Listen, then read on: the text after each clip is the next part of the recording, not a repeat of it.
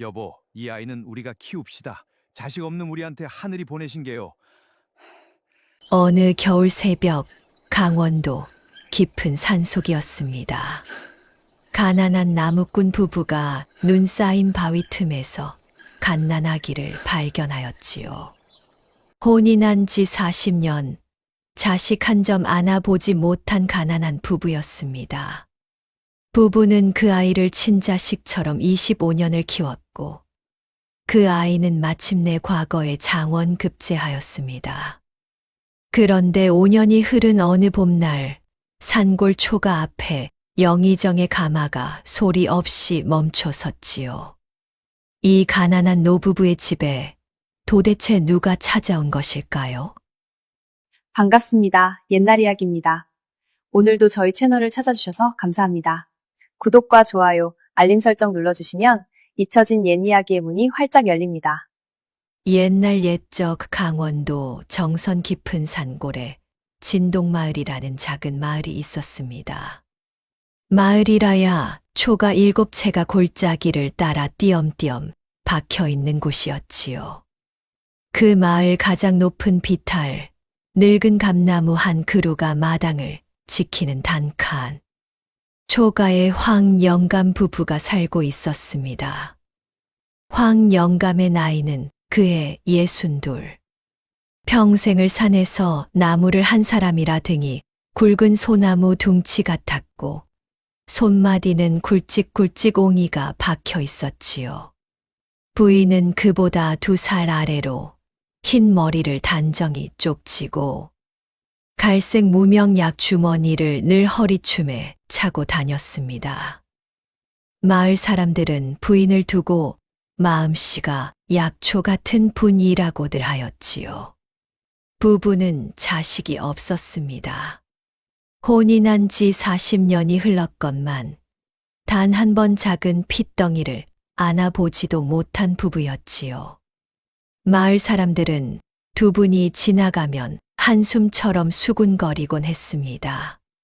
저 양반들 인심이 저리 좋은데 자식복은 어이 그리 박할고 감나무는 해마다 풍년인데 정작 사람 풍년이 없네 그려.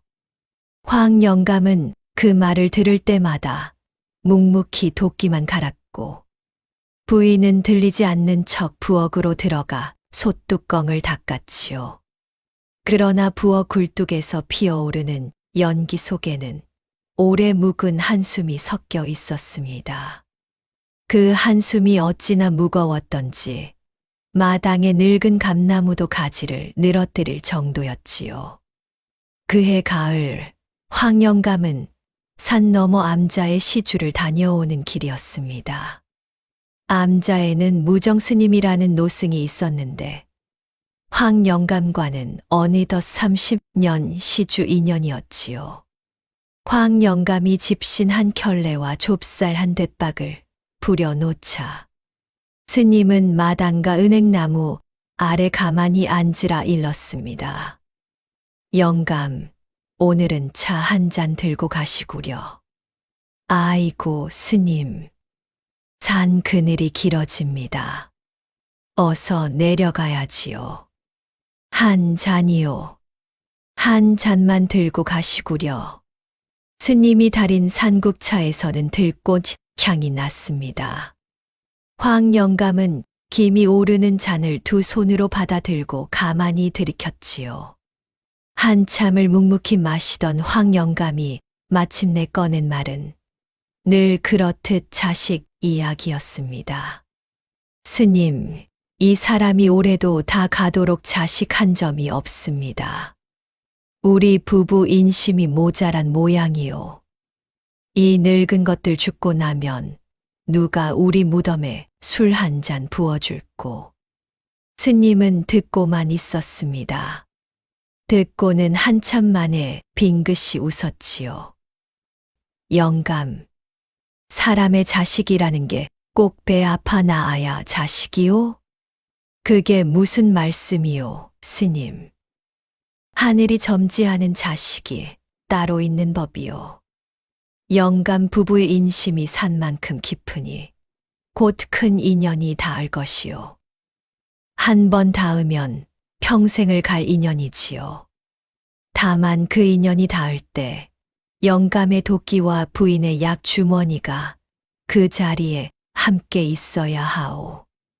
잊지 마시오. 황 영감은 말귀가 잘 들어오지 않았습니다. 도끼와 약 주머니라니 노승이 무슨 우스개를 하시는가 싶었지요. 그는 그저 두 손을 모아 합장하고는 산을 내려왔습니다. 내려오는 길에 노을이 산봉우리를 붉게 물들이고 있었지요. 집에 돌아온 황 영감은 부인에게 그 말을 전하지 않았습니다. 자식 이야기를 꺼내면 부인의 눈가가 또 붉어질 것이 뻔했기 때문이지요. 그러나 그날 밤 부인은 잠결에 가만히 영감의 손을 잡았습니다. 영감, 오늘 꿈에 흰 학 한 마리가 우리 감나무에 내려앉지 뭐예요. 학이 입에 작은 옥 하나를 물고 있더니 그 옥을 우리 마당에 떨어뜨리고는 날아갑디다. 꿈은 꿈이지. 자. 황 영감은 무뚝뚝하게 부인을 다독였습니다. 그러나 그도 잠을 이루지 못하고 어둠 속에서 노승의 말을 자꾸 곱씹었지요. 도끼와 약 주머니가 그 자리에 함께 있어야 하오. 곱씹을수록 무엇인가 먼 산골짜기에서 조용히 다가오고 있는 듯한 묘한 예감이 가슴 한구석을 두드렸습니다. 그해 겨울은 유난히 일찍 왔습니다. 10월이 지나기도 전에 산봉우리에 첫눈이 내렸고 동짓달 들어서는 골짜기마다 눈이 무릎까지 차올랐지요. 황 영감은 그래도 부지런히 산에 올랐습니다. 가난한 살림의 땔감을 미리 해두지 않으면 한겨울 부엌이 얼어붙기 때문이었습니다. 그날은 동짓달 20날 새벽이었습니다. 닭이 울기도 전에 황 영감은 부인을 깨웠지요. 임자, 오늘은 뒷골짜기까지 다녀오려네. 어제 산 너머 김첨지가 그 골짜기 아랫역에 굵은 잣나무가 쓰러져 있더라 합디다. 그거나 한 짐 해와야겠어. 뒷골짜기는 멀잖아요. 약 주머니라도 챙겨가시구려. 다리에 쥐가 나면 큰일이지요. 그럼 임자도 같이 갑시다. 길이 미끄러우니 같이 가서 짐을 묶고 함께 내려오는 게 낫겠어. 부부는 어둑어둑한 새벽길을 함께 나섰습니다. 황 영감은 허리춤에 손도끼를 찼지요. 자루에 흐자가 새겨진 황 영감이 평생을 함께한 도끼였습니다. 부인은 갈색 무명 약 주머니를 단단히 동였지요.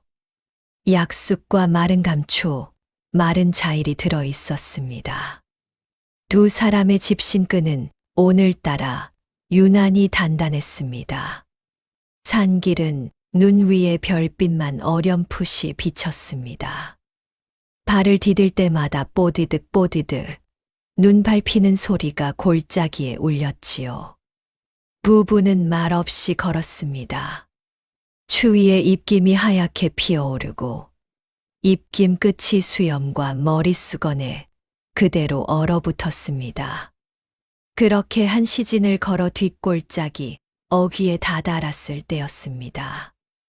부인이 갑자기 황 영감의 소매자락을 잡았습니다. 영감, 들어봐요. 무어요? 무슨 소리가 들리지 않아요?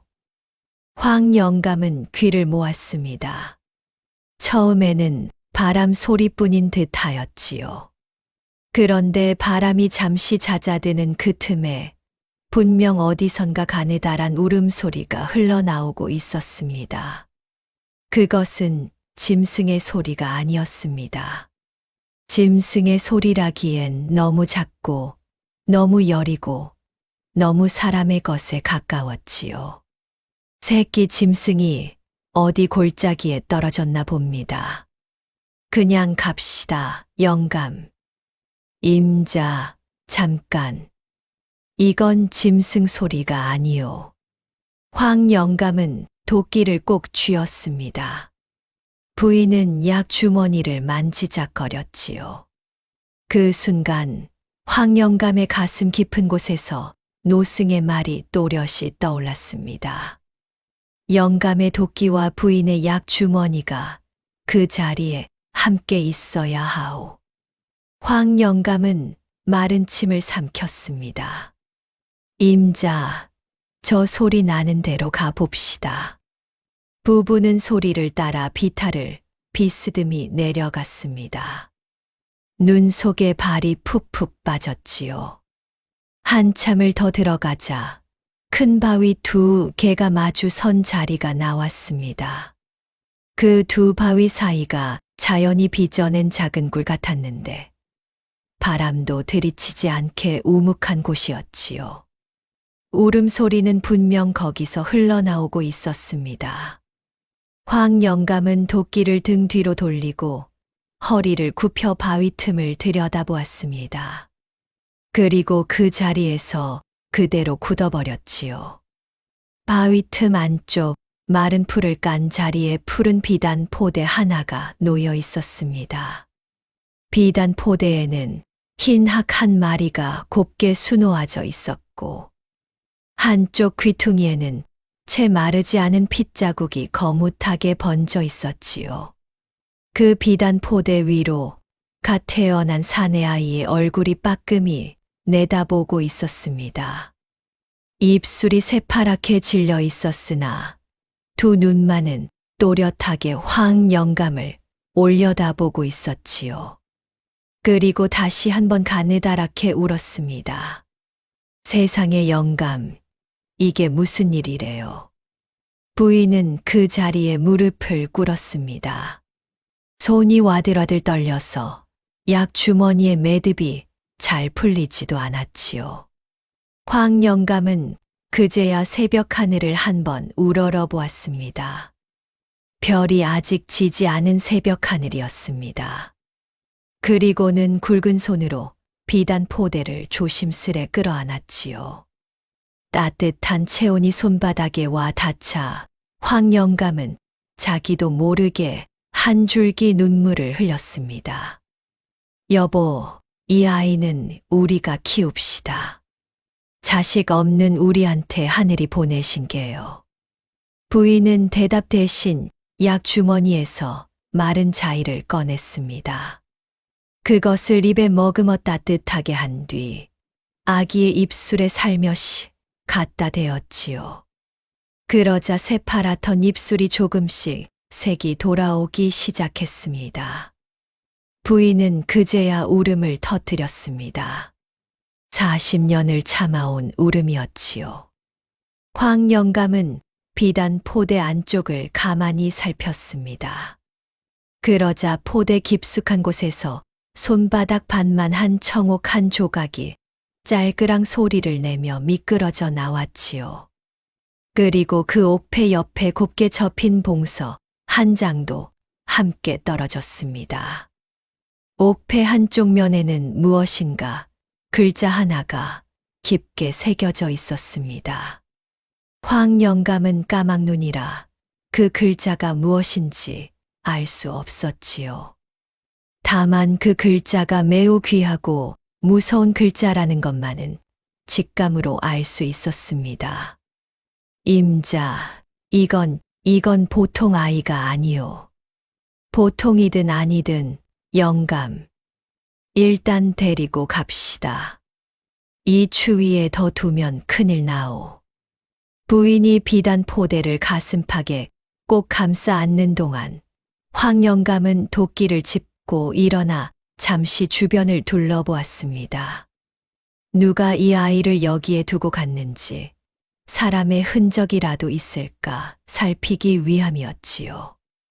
그러나 어디에도 발자국 한 점 남아 있지 않았습니다. 새벽 동안 새 눈이 자꾸 내려 누군가 다녀간 흔적이 있었더라도 다 지워졌을 터였지요. 다만 바위 틈 어귀에서 조금 떨어진 자리에 어떤 사내가 황급히 짐을 풀고 다시 묶은 듯 풀이 한 번 짓밟힌 흔적만이 어렴풋이 보일 뿐이었습니다.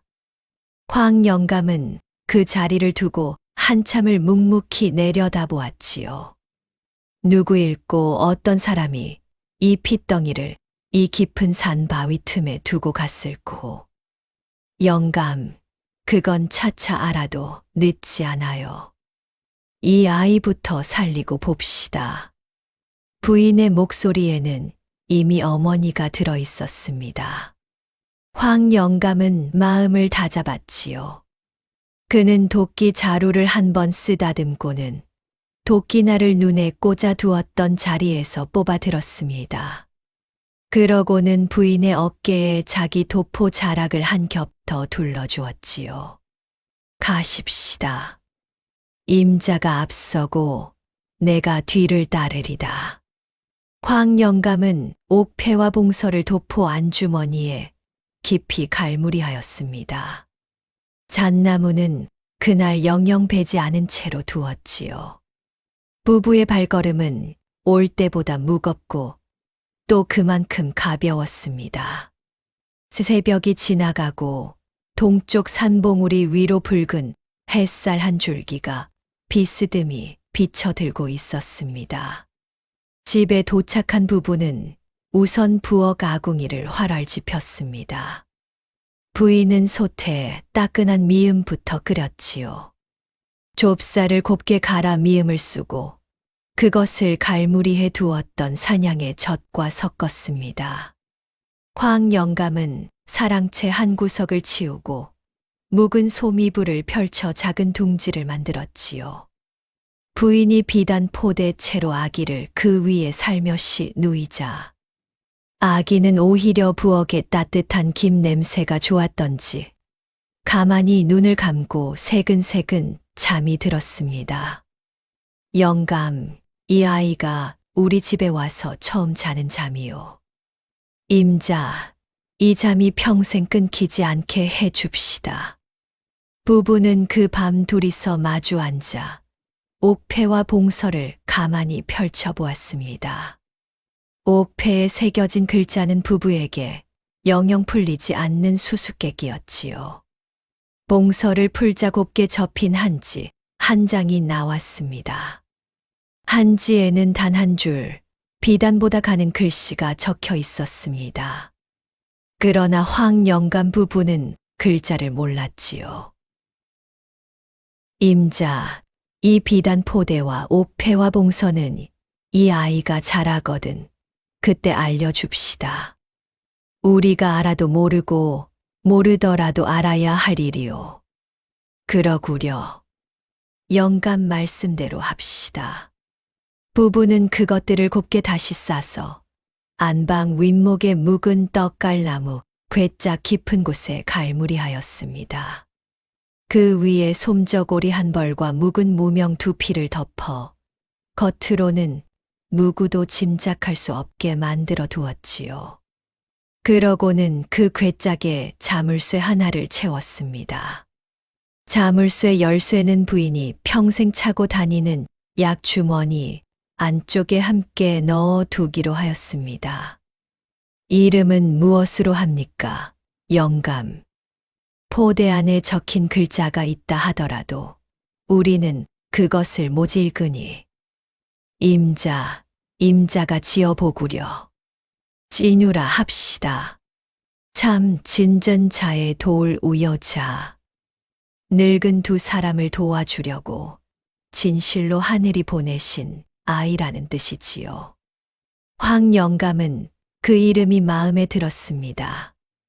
부인이 지어놓고도 부끄러운 듯 두 손으로 입을 가리는 그 모습이 더 마음에 들었지요.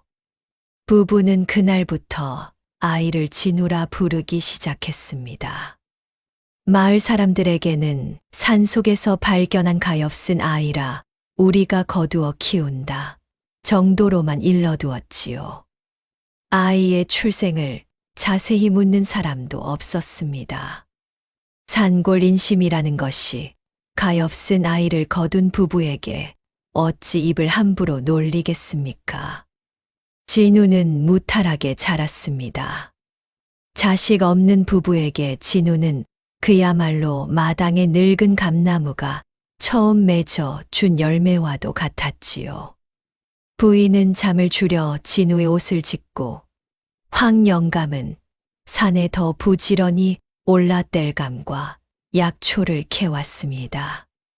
가난한 살림이었지만 진우의 입에 들어가는 좁쌀 한 알, 도토리 한 알은 늘 가장 좋은 것이었지요. 진우는 또래보다 영민했습니다. 2살에 이미 사람 말귀를 다 알아들었고 3살에는 마당의 새와 산짐승의 이름을 모두 외웠지요. 5살이 되던 해 부인이 부엌 아궁이에 글자를 부직갱이로 끄적여 보여주자 진우는 그것을 한 번 보고 그대로 따라 그렸습니다. 황 영감 부부는 그것이 글자라는 것조차 몰랐지요. 그것을 알아본 사람은 산 너머 무정 스님이었습니다.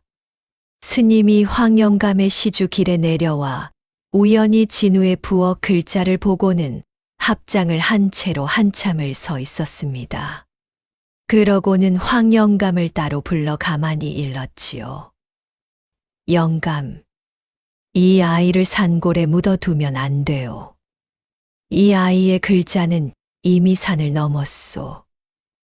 스님, 이 가난한 살림의 글 공부라니 이 아이가 글자를 안다 한들 무엇을 하겠습니까? 하늘이 보내신 아이라 하지 않았소. 하늘이 보내실 적에는 그만한 까닭이 있는 법이요. 산 아래 진동마을 어귀에 박훈장이라는 늙은 훈장이 계시오. 영감, 그분께 보내시구려. 집신 2켤레와 좁쌀 한 돛박이면 사례가 될 것이오. 황 영감은 무정 스님의 말이라면 무엇이든 거스르지 않는 사람이었습니다. 그는 그 길로 부엌 한 구석에 매달아 두었던 집신 2켤레와 곳간 깊이 갈무리에 두었던 좁쌀 한 돛박을 챙겼지요. 그러고는 다음 날 새벽 진우의 작은 손을 잡고 산을 내려갔습니다. 박훈장은 산골에서 10리 진동마을 어귀의 늙은 훈장이었습니다. 글방이래야 토방 한 칸을 비워 만든 작은 방이었고 마당에는 묵은 살구나무 한 그루가 서 있었지요. 박훈장은 황 영감의 사례를 받지 않으려 했습니다. 이 영감이 어찌 집신을 챙겨 오시오. 산골 살림에 거두시구려. 훈장님 받으셔야 합니다. 그래야 이 아이가 떳떳해집니다.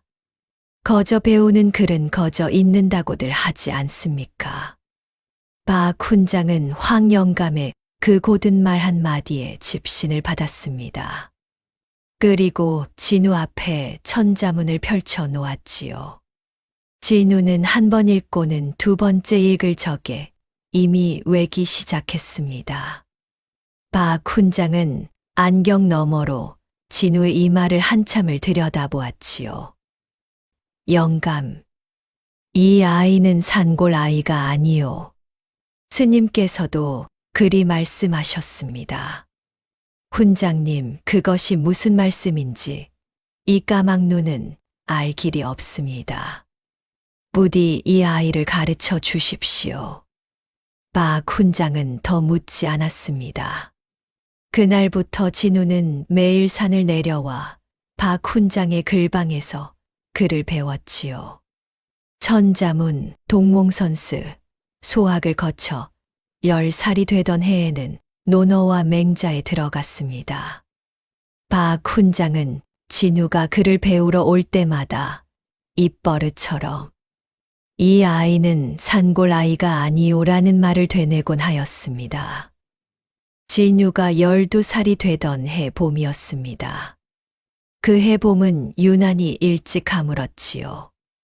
황영감 부부는 진우의 학문이 사서삼경에 들어가야 할 때라는 박 훈장의 말을 듣고 한참을 마주 앉아 의논을 하였습니다. 임자, 박 훈장께서 사서삼경을 가르치자면 좋은 책이 있어야 한다 하시오. 그 책값이 만만치 않은 모양이오. 영감, 우리가 가진 것이 무엇이 있나요? 산속 다락논 한 마지기뿐이지요. 임자, 그것을 팝시다. 우리 두 늙은이가 좁쌀 죽으로만 지내도 진우의 글공부는 끊어지면 안 돼요. 부인은 그 말에 한참을 답하지 않았습니다. 다락논 한 마지기는 부부가 40년을 일군 평생의 살림이었지요. 그러나 부인은 결국 고개를 끄덕였습니다. 영감, 그렇게 합시다. 우리 두 사람의 평생을 진우 한 사람의 글공부에 거는 것뿐이지요. 부부는 그해 봄 다락논을 팔았습니다. 그 돈으로 사서와 삼경을 고루 마련하였지요. 진우는 그 책들을 받자 절을 2번 하고 그날부터 새벽에 일어나 달기 2번 눌 때까지 글을 읽었습니다. 진우의 학문은 무서운 속도로 자라났지요. 15이 되던 해에는 이미 박 훈장의 학문을 능가하기에 이르렀습니다. 박 훈장은 어느 날 진우를 마당의 살구나무 아래로 불렀습니다. 진우야, 너는 더 이상 내 글방에서 배울 것이 없다. 훈장님, 어찌 그런 말씀을 하시옵니까? 이 진우 평생을 훈장님 곁에서 글을 배우고자 합니다. 내 학문이 깊지 못한 것을 너에게 미루지 말거라. 너는 산을 내려가야 할 사람이다. 너의 학문은 산골에서 끝낼 학문이 아니다. 한양으로 가거라. 진우는 그 말씀에 무릎을 꿇었습니다. 그러고는 한참을 일어서지 못하였지요. 진우의 마음에는 글공부보다 더 크게 차오르는 한 가지가 있었기 때문이었습니다. 그것은 바로 산골에 두고 갈 두 부모님의 늙어가는 모습이었지요. 그날 밤 진우는 집에 돌아와 부엌 아궁이 앞에 가만히 앉았습니다. 부엌 솥에서는 부인이 끓여둔 좁쌀죽이 보글보글 끓고 있었지요. 황영감은 마당에서 도끼를 갈고 있었고 부인은 등잔불 아래에서 진우의 두루마기 깃을 깁고 있었습니다. 그 평화로운 풍경 속에서 진우는 가만히 입을 떼었습니다. 아버님, 어머님, 오냐, 진우야. 이 진우 산을 내려가야겠습니다. 한양으로 가야 한다고 훈장님께서 말씀하셨습니다. 황영감의 도끼 가는 소리가 뚝 멎었습니다. 부인의 바느질하던 손도 멈췄지요. 두 사람은 한참을 말이 없었습니다. 마당의 늙은 감나무 가지에 까치 한 마리가 앉았다가 다시 날아갔습니다. 진우야, 한양은 멀다. 너의 어머니는 너의 발자국 소리만 못 들어도 잠을 못 이루는 사람이다. 아버님, 압니다. 그래서 가지 못하겠노라 말씀드리려 하옵니다. 이 사람아, 무슨 소리를 하느냐? 너는 가야 한다. 가지 않으면 너의 학문이 산에 묻힌다. 부인이 바느질감을 가만히 내려놓았습니다. 그러고는 두 손으로 진우의 두 손을 감쌌지요. 부인의 손은 거칠고 마디가 굵었지만 그 손에서는 40년이 넘게 묵은 따뜻한 정이 흘러나왔습니다. 진우야, 어머니는 너의 발자국 소리가 들리지 않는 한양 가는 길을 매일 밤 걸어보았다. 매일 밤 걸어보았으니 이제는 익숙하다. 한 번 가보거라. 어머니는 너의 글공부가 끝나거든 너의 학문이 어디까지 자랐는지 그것을 보고 죽으면 그것으로 족하다. 진우는 그 말에 입술을 깨물었습니다. 깨물어도 눈물이 흘렀지요. 그날 밤 진우는 결심하였습니다. 한양으로 가되 반드시 큰 사람이 되어 두 부모님 앞에 다시 돌아오겠노라고. 그 결심은 진우의 가슴 한복판에 도끼처럼 꽂혀 평생 빠지지 않을 것이었습니다. 이튿날 새벽 황영감 부부는 안방 윗목에 묵은 떡갈나무 괴짝을 꺼내었습니다. 부인은 약주머니 안쪽에서 작은 자물쇠 열쇠를 꺼냈지요. 자물쇠가 짤그락 열리는 소리에 진우는 영문도 모른 채 그 앞에 가만히 앉아 있었습니다. 황영감이 떨리는 손으로 솜저고리와 묵은 무명을 드러내자 그 아래에서 푸른 비단 포대 한 폭이 모습을 드러냈습니다.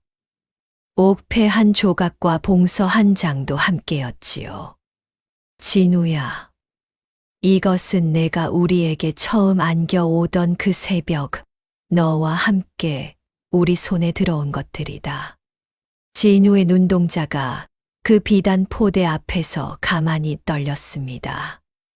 학 자수가 곱게 박힌 푸른 비단, 한쪽 귀퉁이에 거뭇한 핏자국, 손바닥 반만 한 청옥, 그리고 곱게 접힌 한지 한 장. 진우는 그 한지를 펼쳤습니다.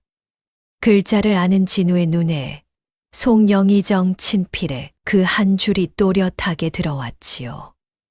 이 아이는 송가의 핏줄이다. 부디 살려다오. 진우는 그 한 줄을 2번, 3번 읽었습니다. 읽을 때마다 가슴 한복판에서 무엇인가 꿈틀거렸지요. 그러나 그것이 무엇인지 진우는 아직 알 수 없었습니다. 다만 한 가지, 한양으로 가면 그 무엇인가의 정체가 풀릴지도 모른다는 예감만은 분명히 들었지요. 아버님, 어머님, 이 진우 한양에서 글 공부를 마치고 반드시 2분 앞에 돌아오겠습니다. 20해를 내려본 살인문이 그날따라 유난히 멀어 보였습니다. 진우는 보따리 하나에 책 몇 권과 갈아입을 무명 옷 한 벌을 꾸렸지요.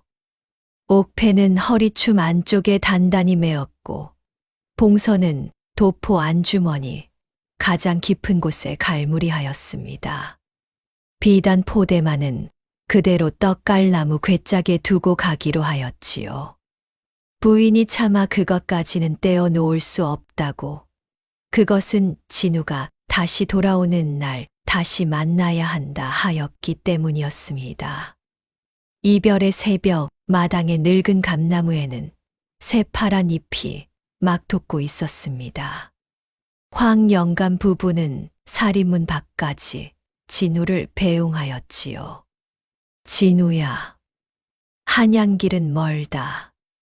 발에 부르틈이 나거든 부인의 약 주머니에서 챙겨둔 약숙을 발라라. 그것을 먹고 가는 것이 아니다. 그것은 발을 위한 약이다. 알겠느냐? 예, 아버님. 명심하겠습니다. 진우야, 한 번 더 돌아보지 마라. 한 번 돌아보면 2번 돌아보게 되고 2번 돌아보면 발이 떨어지지 않는다. 그저 앞만 보고 가거라. 부인이 그 말을 하면서 진우의 두루마기 옷고름을 매만져 주었습니다. 매만지는 손이 떨렸지요. 그러나 그 손은 끝까지 진우의 옷고름을 단정히 메어 주었습니다. 진우는 두 부모님 앞에 절을 2번 올렸습니다. 그러고는 산비탈을 따라 천천히 발을 옮겼지요. 한 번 돌아보지 않으리라 다짐하였으나 골짜기 어귀에서 결국 진우는 한 번 돌아보고 말았습니다. 그러자 살인문 앞에 두 늙은 부모님이 그대로 서 계셨지요. 황 영감은 도끼를 짚고 부인은 약 주머니를 가슴에 안고 두 분이 그대로 서 있었습니다. 진우는 입술을 깨물고 다시 산을 내려갔습니다. 진우의 발길은 정선에서 횡성으로, 횡성에서 양평으로, 양평에서 한양으로 이어졌습니다. 가는 길마다 진우는 부모님께서 해주시던 좁쌀 주먹밥을 아껴 먹었지요. 그렇게 보름 만에 진우는 한양 도성 흥인지문 앞에 닿았습니다. 처음 본 한양은 진우에게 또 하나의 산이었습니다. 사람의 산이었지요. 마차와 인력이 분주히 오가고 쌀가게와 비단가게가 어깨를 맞대고 있었으며 사대부들의 가마가 길을 비키라 외치며 지나갔습니다. 진우는 그 인파 속에서 박 훈장이 일러준 한 분의 이름을 자꾸만 마음속으로 되뇌었지요. 인사동 김판서댁. 인사동 김판서댁. 박 훈장은 진우를 보내며 마지막으로 한 통의 서찰을 건넸었습니다. 한양 인사동의 김판석께 자신의 옛 사문실만 인연이 있으니 그분께 이 서찰을 올리면 거두어 주실 것이라고요. 박 훈장은 그 서찰을 쓰는 자리에서 한 가지 묘한 말을 덧붙였었습니다. 진우야, 김판석께 너의 옥패는 보이지 말거라. 다만 그 어른께서 묻거든 그때 보이거라. 진우는 그 까닭을 묻지 않았지요. 스승의 말은 묻지 않는 것이 산골의 가르침이었습니다. 진우는 인사동을 헤매다 점심나절이 다 되어서야 김판서 댁 소슬대문 앞에 닿았습니다. 소슬대문은 진우의 키보다 몇 곱이나 높았고 대문 위에는 청동 환고리가 두 개나 박혀 있었지요. 진우는 환고리를 두드릴 용기가 좀처럼 나지 않았습니다. 한참을 망설이던 진우가 마침내 환고리를 한번 가만히 두드렸을 때 안에서 늙은 청지기 하나가 문을 열었습니다. 미시오? 강원도 정선에서 올라온 진우라 하옵니다. 박 훈장의 서찰을 들고 김판서 어른을 뵈러 왔습니다. 청지기는 진우의 행색을 위아래로 한번 훑었습니다. 누런 무명 두루마기에 집신한 켤레, 어깨에는 헐거운 책 보따리. 청지기는 콧방귀를 한번 뀌고는 서찰만을 받아 들고 안으로 들어갔지요. 진우는 소슬대문 옆 디딤돌 위에 가만히 서서 한참을 기다렸습니다.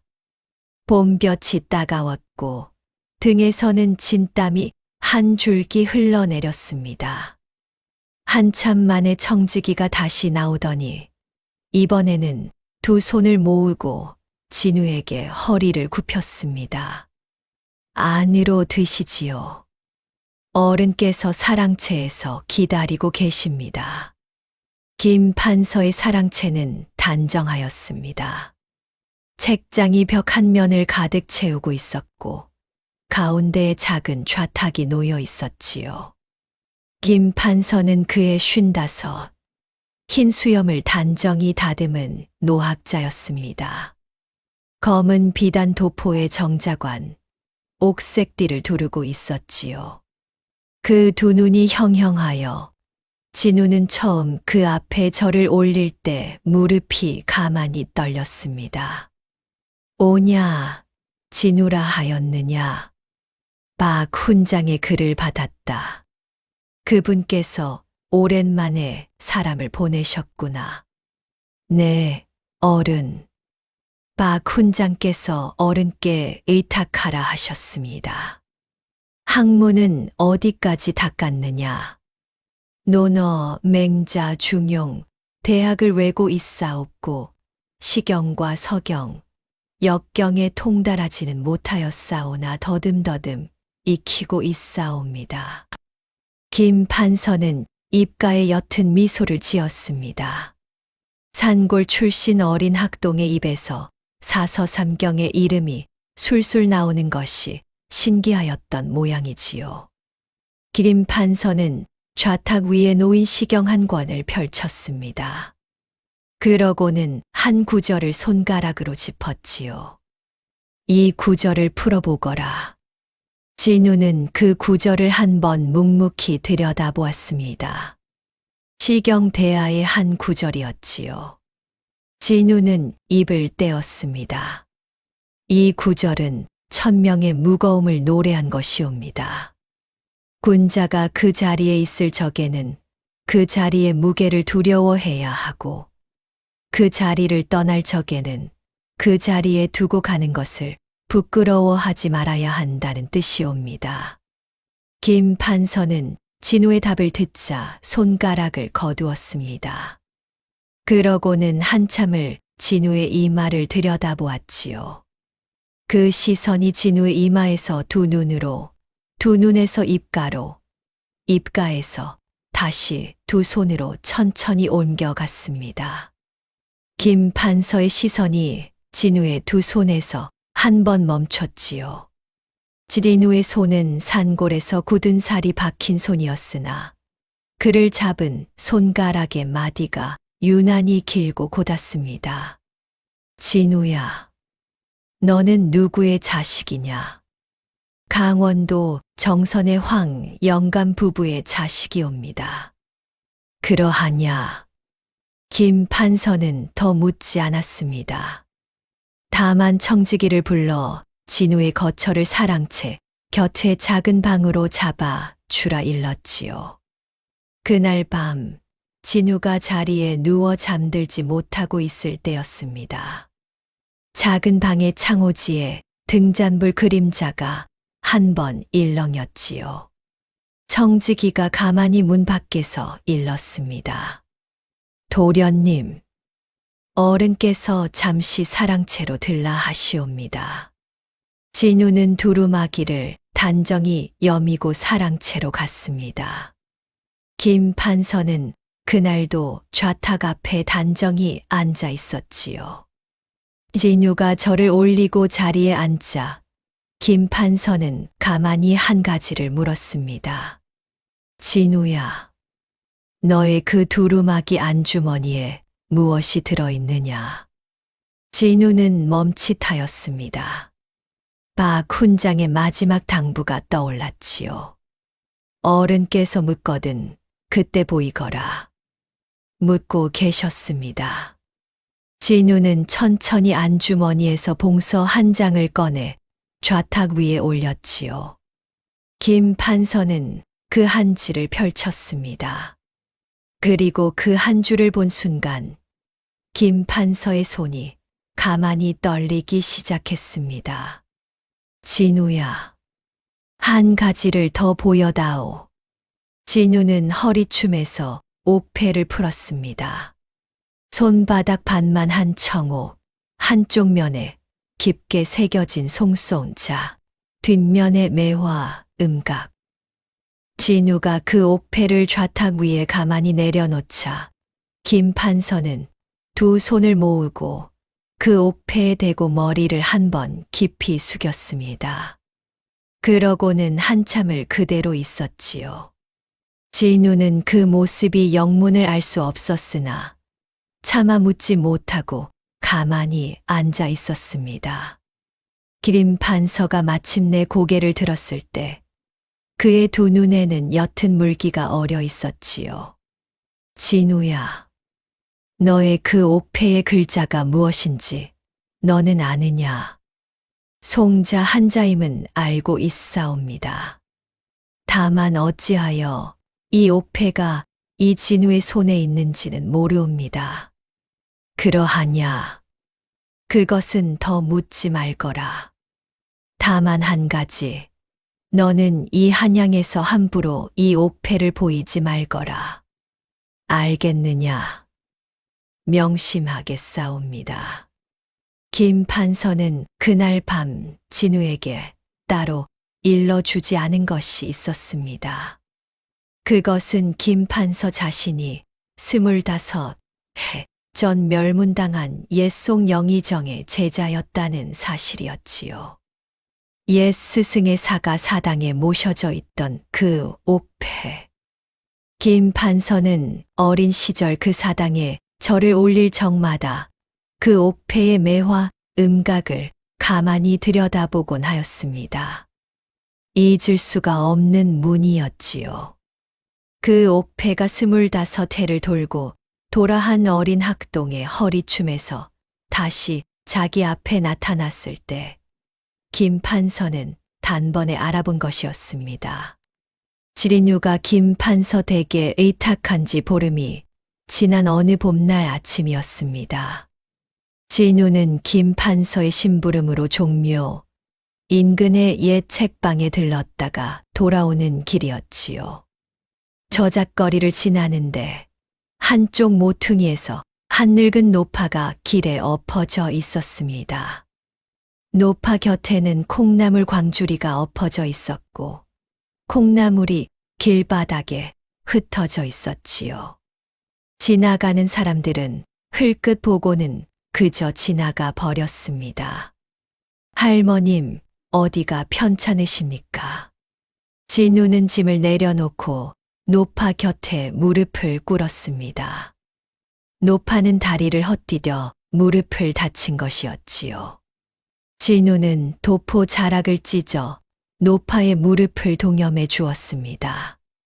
그러고는 길에 흩어진 콩나물을 한 알도 남기지 않고 광주리에 다시 주워 담았지요. 마지막으로 노파를 부축하여 일으켜 세우고는 노파의 집까지 데려다 드렸습니다. 노파는 진우의 손을 잡고 한참을 놓지 않았지요. 이 늙은이가 한양 저작거리에 산 지 40해, 도포자락 찢는 사람은 처음 보오. 도련님 성씨가 어찌 되시오? 진우라 하옵니다. 성은 모르옵니다. 성을 모르신다. 어찌 그럴 수가. 진우는 조용히 미소만 지었습니다. 노파는 그 자리에서 더 묻지 못하였지요. 다만 진우가 발길을 돌려 멀어져 가는 모습을 노파는 살인문 앞에 서서 한참을 바라보았습니다. 그날 저작거리의 풍문은 늙은 노파의 입을 통해 인사동 골목골목으로 천천히 번져갔지요. 어떤 시골 도련님이 자기 도포자락을 찢어 늙은이의 무릎을 묶어 주더라. 지린우의 한양살이는 그 작은 일화로부터 알게 모르게 사람들 입에 오르내리기 시작하였습니다.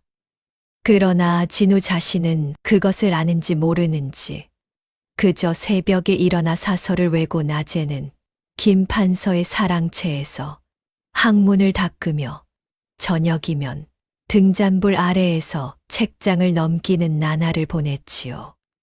김 판서는 진우가 머무른 지 3달 만에 진우를 성균관으로 보내었습니다. 진우의 학문이 사가에서 닦을 정도가 아니라 본 것이지요. 성균관에는 이미 사대부의 자제들이 가득하였습니다. 그 가운데에서 강원도 산골 출신, 부모도 모르는 어린 학동 하나는 처음에는 외롭기에 짝이 없었지요. 사대부 자제들은 진우의 헐거운 두루마기와 굳은 살 박힌 손을 보고 비웃기도 하였습니다. 그러나 진우는 그 비웃음에 대꾸하지 않았습니다. 다만 자기 자리에서 책장만 넘겼지요. 그러던 어느 날이었습니다. 성균관 마당의 늙은 회화나무 아래에서 한 어린 유생이 다른 유생들에게 둘러싸여 매를 맞고 있었습니다. 이 자식이 성균관 시강에서 우리를 무안하게 만든 그 자식이지. 이놈이 입을 함부로 놀린 죗값을 받아야지. 매를 맡고 있던 유생은 한양 남촌의 이름 없는 한미한 가문의 자제였지요.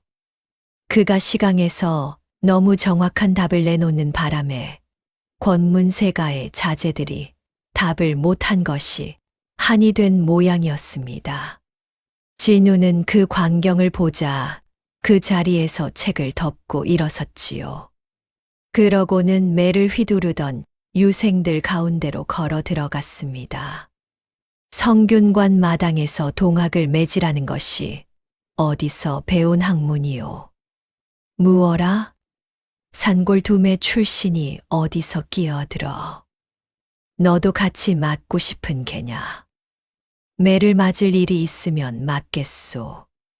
다만 동학을 매지라는 것은 그만두시오. 동학을 매지라는 것은 사문실만을 욕보이는 일이오. 진우의 그 한마디에 유생들이 잠시 멈칫하였습니다. 진우의 목소리에는 매보다 더 단단한 무엇인가가 있었지요. 어떤 유생이 진우의 두루마기 깃을 잡으려 하는데 그 순간 마당 저편에서 누군가 큰 기침을 한 번 하였습니다.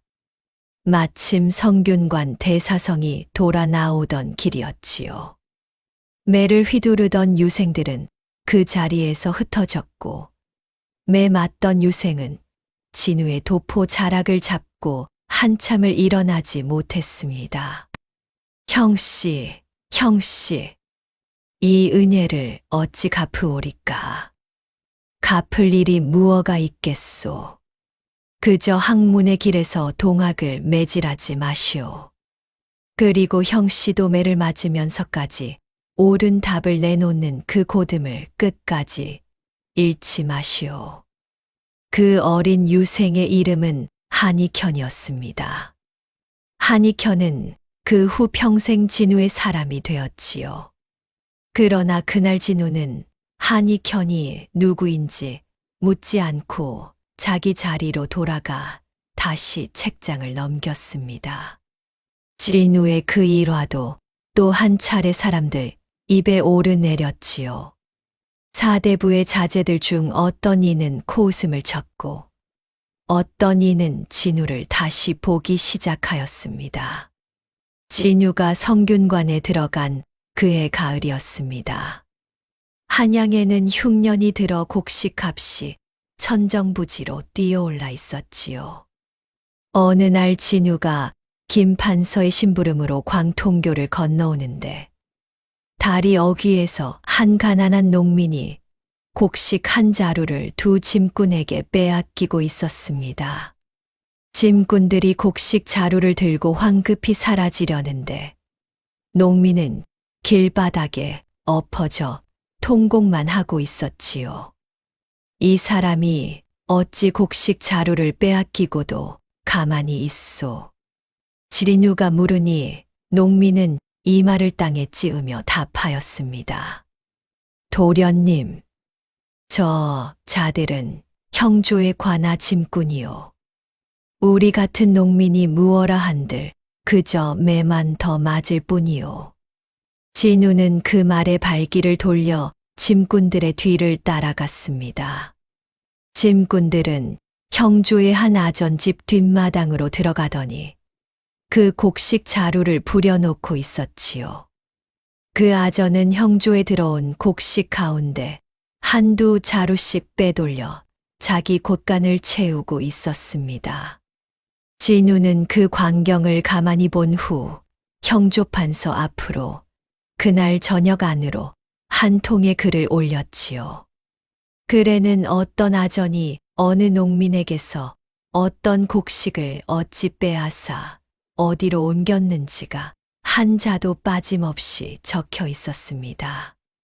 이튿날 형조판서는 그 아전을 잡아 가두었고 빼앗긴 곡식은 농민에게 돌려졌지요. 그 농민이 진우의 거처를 수소문해 와 진우 앞에 절을 올리려 하였으나 진우는 그를 일으켜 세우며 한마디만 하였습니다. 농민 한 사람이 옳게 글을 올린 것이요. 이 진우는 그저 그 글을 받아 적었을 뿐이요. 다음에는 농민이 직접 글을 올릴 수 있도록 글을 한 자라도 익히시오. 이 일은 형조 판서의 입을 통해 김 판서에게도 전해졌습니다. 김 판서는 그날 밤 진우를 사랑채로 불러 한 잔의 차를 내리며 가만히 일렀지요. 진우야, 너의 그 고듬은 칼과 같다. 칼은 잘 쓰면 사람을 살리지만 잘못 쓰면 자신부터 다친다. 그 칼을 어찌 갈고 닦을지를 학문에서 배우거라. 명심하겠사옵니다. 진우는 그 말씀을 가슴에 새겼습니다. 그러나 진우의 천성은 고듬이었으니 그 고듬을 어찌 다스리며 살 것인지가 평생의 화두였지요. 성균관에 들어간 진우는 2해를 보내고 마침내 과거에 응시하였습니다. 그해 봄 과거 시험장에는 전국에서 모인 유생이 1000여 명이었지요. 시험 제목이 걸리자 사방에서 붓가는 소리만 사각사각 들렸습니다. 진우는 한참을 가만히 앉아 있었지요. 답을 모른 것이 아니라 어디서부터 풀어야 할지 그 첫 자리를 가만히 골랐던 것이었습니다. 그날 진우의 답안지는 시험관들의 손을 한참 떠나지 않았습니다. 어떤 시험관은 그 답안지를 2번, 3번 다시 읽었고, 어떤 시험관은 그 답안지의 마지막 줄에서 무릎을 한 번 쳤지요. 임금 앞에 올라간 답안지를 본 임금은 한참을 그 답안지를 쓰다듬다가 마침내 한 마디를 내렸습니다. 이 답을 쓴 자가 누구인가? 이 답에는 사서가 다 들어있고 시경이 우러러 들리며 선비의 고듬과 백성의 한숨이 함께 적혀 있다. 이런 답이 산골에서 나왔다 함이 사실인가? 이리하여 진우는 그의 과거에 장원급제하였습니다. 어사화를 머리에 쓴 진우가 한양도성을 한 바퀴 도는 그날, 거리에는 사람들이 구름같이 몰려나와 그 광경을 구경하였지요. 그 인파 가운데에는 광통교, 어귀의 그 농민도 있었고, 한익현의 늙은 어머니도 있었으며, 콩나물 광주리에 그 노파도 있었습니다. 그리고 그 인파의 한쪽 모퉁이, 아무도 눈여겨보지 않는 자리에는 회한이 깊은 2 눈을 한 늙은 사내 하나가 한쪽 다리를 절며 그 모습을 바라보고 있었지요. 그의 2 손에는 오래된 보따리 하나가 꼭 쥐어 있었습니다. 그 사내가 누구인지는 진우는 그날 알지 못하였습니다. 장원급제한 진우는 홍문관에 들어갔습니다. 고지어 부제학으로 임명되었고 그 이듬해에는 형조참판이 되었지요.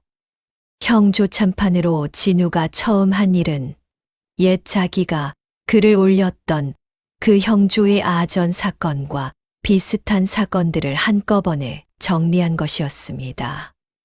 몇 건 가까운 부정이 한꺼번에 드러나 형조의 부패한 아전들이 그날부터 진우를 두려워하기 시작하였지요. 그러나 그만큼 그를 미워하는 자들도 늘어났습니다. 진우의 강직함과 학문의 깊이는 어느덧 임금의 귀에까지 닿았습니다. 임금은 진우를 더 자주 불러 정사를 의논하였지요. 진우는 정사를 의논할 적마다 한 자도 가식 없이 자기 생각을 올렸습니다. 그리고 그 생각의 끝에는 늘 백성이 있었지요. 백성을 두려워하는 마음, 백성의 한숨을 잊지 않는 마음. 임금은 진우를 가만히 바라보며 한 가지를 점점 더 분명히 느끼게 되었습니다. 그것은 이 어린 신하가 정승의 그릇을 갖추었다는 것이었지요.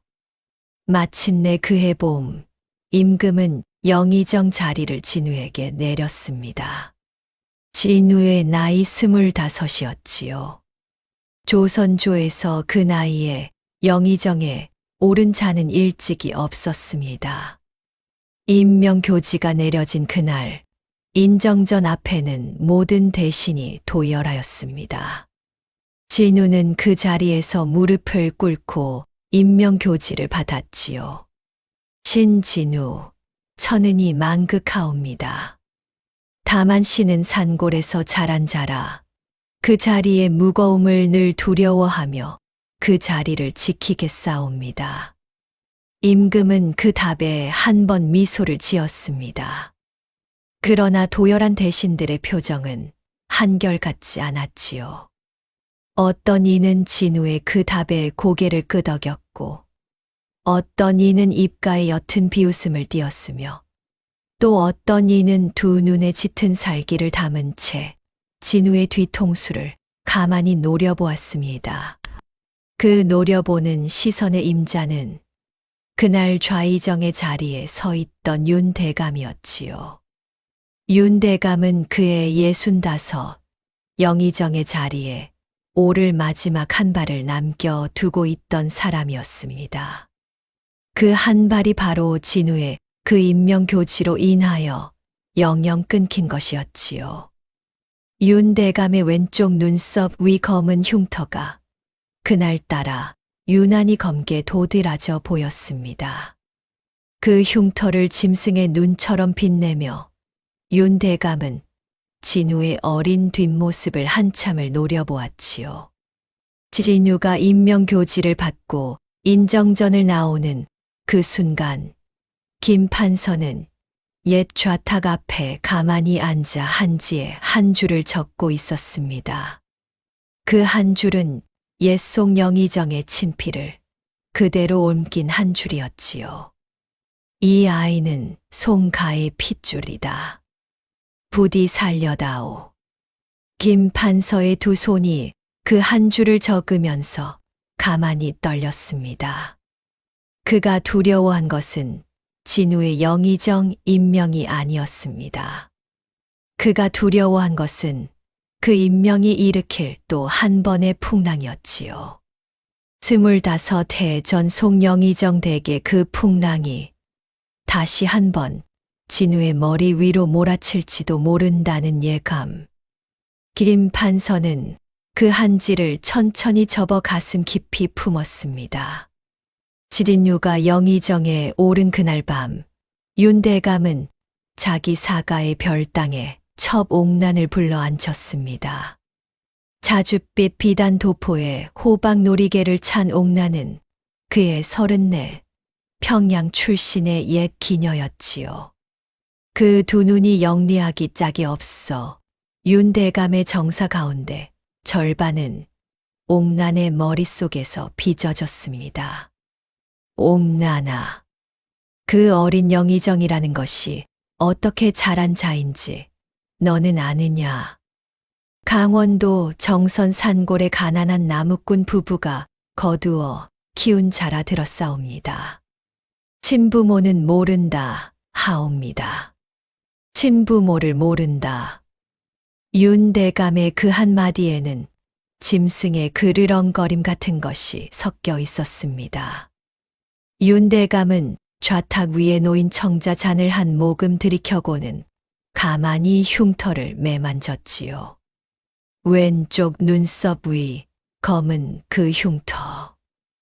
그 흉터는 윤대감이 25제 전 옛 송영의정 댁에 쳐들어가던 그 새벽 송영의정의 노복 하나가 휘두른 부직갱이에 맞아 생긴 흉터였습니다.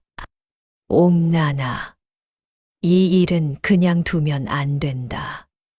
친부모를 모른다 하는 그 어린 영의정의 그 옥패. 그 옥패가 송자라 들었다. 그 옥패의 송자가 25해 전 그 사당의 그 송자가 아닐까 싶구나. 대감마님, 만일 그러하다면 이 윤대감의 자리가 위태롭다. 옥난아, 너에게 한 가지를 맡겨야겠다. 옥나는 그 말씀에 호박 놀이개를 가만히 매만졌습니다. 그날부터 옥나는 한양 인사동 골목골목에 사람을 풀어 진우의 옥패에 관한 풍문을 쓸어 모으기 시작하였지요. 그러는 한편 윤대감 자신은 의금부의 한 늙은 형방, 장형방을 따로 불러 앉혔습니다. 장형방, 자네가 강원도 정선까지 한번 다녀와야겠네. 무슨 일이옵니까, 대감마님? 정선 산골에 황영감이라는 늙은 나무꾼 부부가 산다네. 자네가 가서 그 부부의 살림을 한번 자세히 들여다보고 오시게. 특히 그 집 안방에 묵은 떡갈나무 궤짝. 그 궤짝을 한번 열어보시게. 그 안에 무엇이 들었을지가 이 윤대감의 다음 한 수가 될 것이네. 장형방은 그 길로 정선길을 떠났습니다. 윤대감의 음모가 그렇게 산골을 향해 천천히 굴러가기 시작한 것이었지요. 지린유가 영의정에 오른 지 한 달이 지났을 무렵 한양 도성에는 한 가지 풍문이 슬슬 돌기 시작하였습니다. 어린 영의정의 출생이 수상하다는 풍문이었지요. 산골에서 거두어 키운 자라 하지만 그 옥패가 보통 옥패가 아니라는 것. 어떤 이는 그 옥패가 송자라 하더라 하였고 또 어떤 이는 25채 전 멸문당한 그 송가의 옥패가 어찌 한 어린 신하의 허리춤에 있을 수 있느냐 의문을 던졌지요. 풍문은 풍문이지만 그 풍문의 근원이 윤대감의 첩옥난이라는 것을 김판서는 단번에 알아챘습니다. 김판서는 그날 밤 진우를 사랑채로 불러 가만히 일렀습니다. 진우, 오늘 자네에게 일러야 할 것이 있네. 자네 옥패의 송자가 한양에 풍문으로 돌고 있다네. 자네 그 옥패를 한 번도 함부로 보인 적이 없거늘 어찌 그 풍문이 돌까? 이 사람도 그 까닭은 모르겠사옵니다. 어른, 이 사람아, 그 풍문은 자네 옥패에서 흘러나온 것이 아닐세. 그 풍문은 자네의 그 자리를 빼앗기로 마음먹은 한 사람의 가슴에서 흘러나온 것일세. 자네는 이제 그 사람을 마주해야 하네. 그 사람이 누구이옵니까? 좌의정 윤대감이라네. 진우는 그 이름을 처음 들은 듯 가만히 그 이름을 곱씹었습니다. 윤대감이라는 이름이 진우의 가슴 한복판에서 묘하게 한 번 출렁였지요. 그 이름이 곧 진우의 옥패와 봉서와 비단 포대의 그 모든 까닭과 어찌 이어지는지를 진우는 그날 밤 처음으로 어렴풋이 짐작하기 시작하였습니다. 며칠 후 진우의 사가에 첩옥난이 한 명의 늙은 청지기를 보내었습니다. 청지기는 비단 보자기에 싼 작은 함을 진우 앞에 내려놓았지요. 좌의정 윤대감마님께서 영의정 어른의 임명을 축하드린다 하옵니다. 작은 정성이오니 받아 주시옵소서. 진우는 그 함을 그 자리에서 풀지도 않고 돌려보내려 하였습니다. 그러나 청지기가 한마디를 덧붙였지요. 대감마님께서 따로 한 말씀 전해 올리라 하셨사옵니다. 영의정 어른의 옥패는 옛 사문실만의 인연이 깊은 옥패라. 그 옥패를 잘 갈무리하시는데 대감마님께서 도움이 되실 것이라 하셨사옵니다. 진우는 그 말에 한 번 가만히 청지기를 바라보았습니다. 그러고는 청지기 앞에 그 함을 도로 내려놓았지요. 가서 좌의정 어른께 전하시오. 이 영의정의 옥패는 누구의 도움도 필요치 않다고. 그리고 영의정의 자리는 비단으로 받는 자리가 아니라 백성의 한숨으로 받는 자리라고. 그렇게 전하시오. 청지기는 그 자리에서 식은땀을 한 번 흘렸습니다. 그러고는 그 함을 다시 들고 윤대감 댁으로 돌아갔지요. 윤대감은 청지기의 그 말을 듣자 한참을 가만히 흉터를 매만졌습니다. 매만지던 손이 한 번 흉터를 거세게 긁었지요. 흉터에서 한 줄기 핏물이 다시 배어 나왔습니다. 이 어린 것이 좋다. 좋다. 윤대감은 그 자리에서 두 가지를 결심하였지요. 첫째는 이 어린 영의정의 출생을 기어이 캐내어 그것을 죄로 몰아버리겠다는 것이었고, 둘째는 정선 산골에 그 늙은 부부를 잡아 올려 진우의 발목을 묶어 버리겠다는 것이었습니다. 장 형방이 정선 산골에서 한양으로 돌아온 것은 그로부터 다시 보름 후였습니다. 장 형방의 손에는 한 가지가 들려 있었지요. 그것은 황영감 부부의 안방 괴짝에서 몰래 꺼내온 푸른 비단 포대의 한 자락이었습니다. 한 자락만 잘라와서 표로 삼은 것이었지요. 대감마님, 그 안방 괴짝에 푸른 비단 포대가 갈무리 되어 있었사옵니다. 학자수의 한쪽 귀퉁이의 핏자국까지 옛송 영의정 댁 사당의 그 비단 포대와 똑같사옵니다. 윤대감은 그 비단 자락을 손에 쥐자 한참을 두 눈을 감고 있었습니다. 그러고는 마침내 두 눈을 떴지요. 두 눈에서는 짐승의 빛 같은 것이 새어 나오고 있었습니다. 장 형방, 정선의 황영감 부부를 의금부로 압송하라. 죄목은 역적의 핏줄을 사사로이 거두어 키운 죄. 어명을 빌리지 말고 좌의정의 직권으로 잡아 올리라. 대감마님, 어명 없이 잡아 올림은 후환이 두렵사옵니다. 두렵지 않다. 잡아 올린 후 어명을 받으면 된다. 어명을 늦추는 것이 한수다. 어서 가라. 장 형방은 그 길로 다시 정선으로 떠났지요. 그가 떠난 그날 밤, 윤대감은 자기 사가의 좌탁 앞에 한지 한 장을 펼쳤습니다. 그러고는 그 한지에 친필로 한 통의 글을 적었지요. 그 글의 제목은 역적의 핏줄을 거두어 영의정의 옳은 자를 탄핵하는 글이었습니다. 윤대감의 친필이 그 한지 위를 천천히 흘러갔습니다. 며칠 후 정선 산골의 새벽, 황영감 부부는 살인문이 우당탕 부서지는 소리에 잠을 깨었습니다.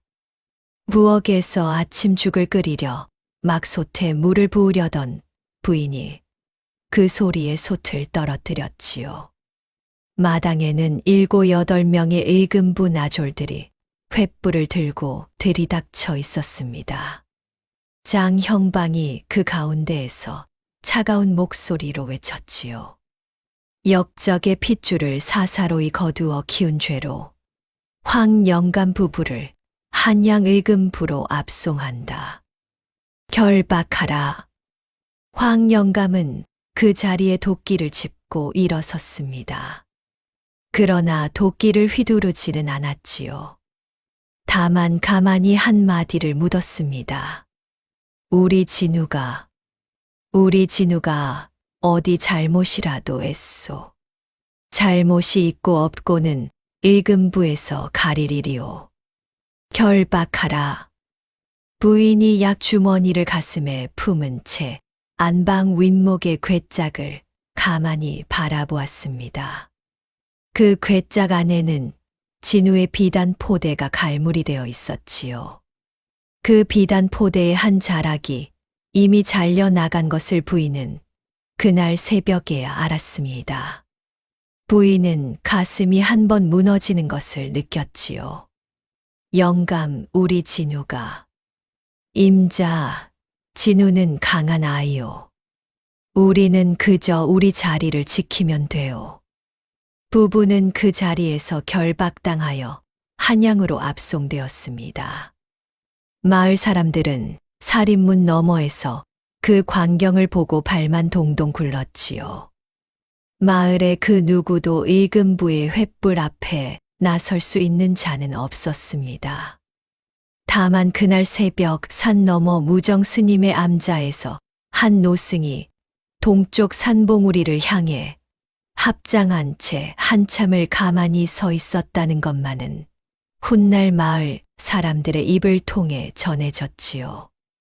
부부가 의금부에 압송되어 옥에 갇힌 그날 저녁, 윤 대감은 자기 친필 탄핵서를 임금 앞에 올렸습니다. 탄핵서의 끝에는 한 가지 결정적인 한 줄이 적혀 있었지요. 정선 황영감 부부의 안방 괴짝에서 옛송가의 비단 포대 한 자락이 발견되었나니 이는 영의정 진우의 출생이 옛송가에 있음을 증명하는 결정적 증거이옵니다. 임금은 그 한 줄에 한참을 답하지 않았습니다. 답하지 않은 까닭은 두 가지였지요.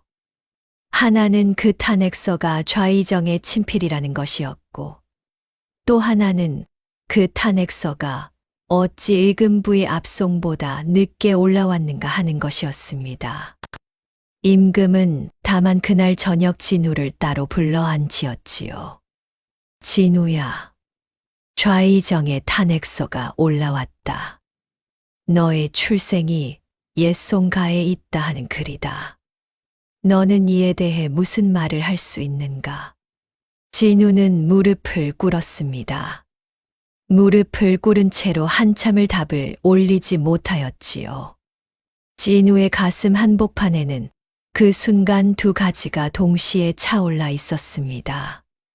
하나는 산골의 두 부모님이 자기 때문에 옥에 갇혔다는 절망이었고, 또 하나는 자기의 출생이 넷송가에 있을지도 모른다는 평생을 짓눌러 온 그 한 가지 의문이었지요.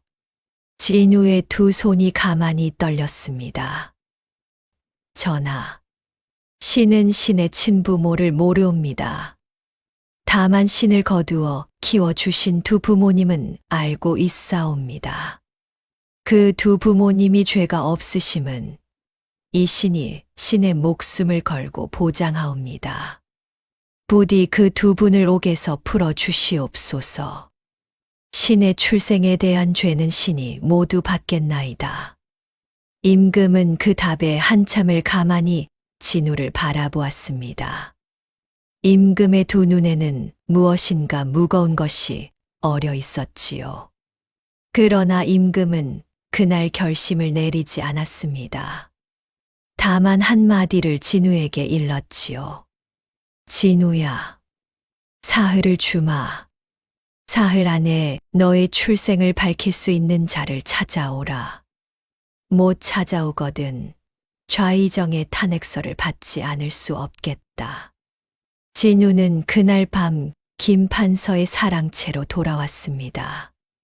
사랑채의 좌탁 앞에 무릎을 꿇은 진우의 두 어깨가 가만히 떨리고 있었지요. 김판서는 진우 곁에 한참을 말없이 앉아 있었습니다. 그러고는 마침내 한마디를 가만히 떨어뜨렸습니다. 진우야, 자네 출생을 밝힐 수 있는 자가 한 사람 있다네. 다만 그 사람이 살아있는지, 또 살아있다면 지금 어디에 있는지를 이 늙은이도 모른다네. 그 사람의 이름은 송노인일세. 그날 한양에 비가 내리기 시작하였습니다. 봄비치고는 무거운 비였지요. 의금부 옥의 차가운 바닥에서 황영감 부부는 서로의 손을 가만히 잡고 있었고, 김판서의 사랑채에서 진우는 좌탁 위에 옛 봉서를 한 번 더 펼쳐 들여다보고 있었으며, 윤대감의 별당에서는 옥난이 호박 놀이개를 매만지며 알 수 없는 미소를 짓고 있었습니다. 그리고 한양 어느 골목의 처마 밑에서 한 사람의 늙은 거지가 그 비를 피해 한참을 서 있었지요. 한쪽 다리를 절며 두 손에는 오래된 보따리 하나를 꼭 쥔 채로 말입니다. 송노인이라 하셨사옵니까? 그러하네. 옛 송영의정 댁의 노복이었다네. 자네가 그 사가에서 살아나온 그 새벽, 자네를 안고 도망친 자가 바로 그 송노인이라네. 그 사람이 살아있다면 자네 출생의 모든 자리를 증언할 수 있을 것이네. 다만 그 사람이 그 새벽 이후 어디로 갔는지를 이 늙은이도 모른다네. 진우는 그 말을 들으며 한참을 가만히 좌탁만 바라보았습니다. 그러는 진우의 머릿속에는 한 가지 그림이 천천히 떠오르고 있었지요.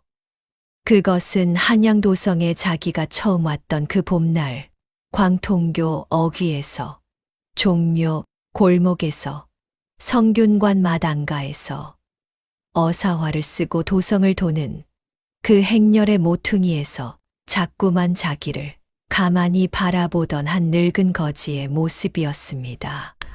한쪽 다리를 절고 두 손에는 오래된 보따리를 꼭 쥔 한 사람. 진우는 그 사람의 두 눈을 떠올렸지요. 그 두 눈은 거지의 눈이 아니었습니다. 그 두 눈은 누군가를 죽도록 그리워하는 사람의 눈이었지요. 어른, 한 가지 짚히는 데가 있사옵니다. 이 진우가 한양에 든 그 봄날부터 어디를 가도 한쪽 다리를 절며 보따리를 든 한 늙은이가 멀리서 이 진우를 바라보고 있었사옵니다. 어찌 한 사람이 그렇게 자주 같은 자리에 있을 수가 있는지 이 진우는 그저 우연이라 여겼사옵니다. 그 사람일세. 김 판서는 그 한마디에 무릎을 한번 쳤습니다. 그 자리에서 청지기를 불러 한양인사동, 종묘, 광통교, 인근의 모든 거지, 움막을 다 뒤져서라도 그 한 사람을 찾아내라 일렀지요. 청지기는 그날 밤으로 한양 골목골목을 누비기 시작하였습니다. 그날 밤은 비가 한 번도 그치지 않았습니다. 자정이 지나서야 사랑채의 사리문 밖에서 청지기의 발소리가 들렸지요. 청지기 곁에는 흠뻑 비에 젖은 한 늙은이가 한쪽 다리를 절며 서 있었습니다. 깡마른 체구, 구분 등 두 손에 꼭 쥔 갈색 무명 보따리, 그리고 회한이 깊은 두 눈. 진우는 그 두 눈을 본 순간 그 자리에서 자기도 모르게 한 발을 내디뎠습니다. 한 발을 내디딘 순간 그 늙은이도 그 자리에 무릎을 꿇었지요. 아기씨. 이 송석봉 25해 만에 아기씨께 이 늙은 두 무릎을 꿇사옵니다. 진우는 그 자리에서 한참을 그저 그 늙은이를 바라보고만 있었습니다. 그러다 진우는 마룻바닥에 마주 앉아 그 늙은이의 두 손을 자기 두 손으로 가만히 감쌌지요. 그 늙은이의 두 손은 거지의 두 손이었으나 진우의 두 손에서는 이상하게도 어떤 따뜻한 한 줄기가 그 두 손으로 흘러 들어가는 것이 느껴졌습니다. 노인장. 노인장이 이 진우의 그 새벽을 아시오. 아옵니다. 그 새벽은 이 늙은 종이 평생을 안고 사는 새벽이옵니다. 아기씨, 이 늙은 종에게 그 새벽을 한번 토로하게 해 주시옵소서. 송노인은 좌탁 앞에 무릎을 꿇은 채로 한자도 흐트러뜨리지 않고 그 새벽의 모든 자리를 토로하기 시작하였습니다. 25 해전 어느 가을밤 옛송 영의정 댁에 어찌하여 윤 대감이 모함의 칼을 휘둘렀는지를. 송 영의정이 어찌하여 그날 자기 외손자를 송 노인의 두 손에 맡기었는지를. 옥패와 봉서가 어찌하여 그 비단 포대 안에 들어 있었는지를. 그리고 그 새벽 송 노인이 어찌하여 윤 대감의 사가에서 친필 모함서와 뇌물 장부를 빼내었는지를. 아기씨, 이 늙은 종이 그 새벽 윤 대감의 추격을 받아 정선 산속으로 쫓겨 들어갔사옵니다. 발이 다친 데다 추격이 워낙 거세어 더 갈 수가 없었사옵니다. 결국 깊은 골짜기의 두 바위 사이에 아기씨를 잠시 숨겨두고 이 늙은 종이 추격을 다른 골짜기로 끌고 가야 했사옵니다. 다시 돌아오겠노라 마음먹었으나 이 늙은 종은 그날 새벽 잡혀 모진 매를 맞고 한쪽 다리가 영영 절게 되었사옵고 그 길로 변방으로 유배되었사옵니다. 노인장이 변방에서 풀려난 것은 언제이옵니까? 15해를 변방에서 살았사옵고 풀려난 후로는 강원도 산골로 다시 돌아갔사옵니다. 그러나 그 골짜기에 가니 이미 그 자리에는 어떤 사람의 흔적도 없었사옵니다. 이 늙은 종은 아기씨가 그 새벽 산짐승의 먹이가 되었으리라 여기고 매일 산을 향해 절을 올렸사옵니다. 그러던 어느 봄날 마을에 내려가 시주를 구걸하던 길에 마을 사람의 입을 통해 알게 되었사옵니다. 그 새벽 그 골짜기에서 어느 늙은 부부가 한갓난 아기를 거두어 키운다는 그 소식 말이옵니다. 그 부부가 황영감 부부이옵니다. 아기씨. 지린우의 두 눈에서 한 줄기 눈물이 가만히 흘러내렸습니다. 송 노인은 자기 보따리를 풀었습니다. 보따리 안에서 한 묶음의 한지가 모습을 드러냈지요. 그것은 25해 전 송 노인이 윤 대감의 사가 서고에서 빼내온 그 친필 모함서와 매물 장부 7장이었습니다. 그 친필 모함서에는 윤 대감이 어찌하여 옛송 영의정을 모함하였는지, 그 모함의 그림을 어떤 자들과 어찌 짠 것인지가 한 자도 빠짐없이 적혀 있었지요. 뇌물 장부에는 그 모함의 대가로 윤 대감이 받은 뇌물의 액수와 일자가 또렷하게 적혀 있었습니다. 김 판서가 그 한지 묶음을 받아 펼쳤을 때 그의 두 손이 한 번 가만히 떨렸습니다. 이 한지 묶음이 자네 보따리 안에 있었던 것을 자네는 어찌 한 번도 내놓지 않았는가? 한양에 돌아온 후 어디에 내놓아야 할지를 이 늙은 종은 알 수 없었사옵니다. 윤 대감의 사람이 한양 어디에나 있었사옵니다. 한 번 그 사람의 손에 들어가면 이 한지 묶음은 그 자리에서 사라질 것이 없고 이 늙은 종도 다시 변방의 매를 맞게 되었을 것이옵니다. 이 늙은 종은 그저 아기씨가 자라 한양에 드시는 그날을 기다리고 있었사옵니다. 그날까지 이 한지 묶음을 살려두는 것만이 이 늙은 종이 옛 대감마님께 드릴 수 있는 마지막 충성이라 여겼사옵니다. 진우는 그 묶음을 두 손으로 받쳐 들었습니다. 받쳐든 두 손이 가만히 떨렸지요. 그러고는 진우는 그 자리에서 무릎을 꿇은 채로 송 노인의 두 손을 다시 잡았습니다. 노인장. 이 진우, 노인장의 그 충성을 이 자리에서 받자옵니다. 이 진우, 그 자리를 평생 잊지 않겠사옵니다. 그날 밤 김 판서의 사랑채에서는 한 가지 그림이 그려졌습니다.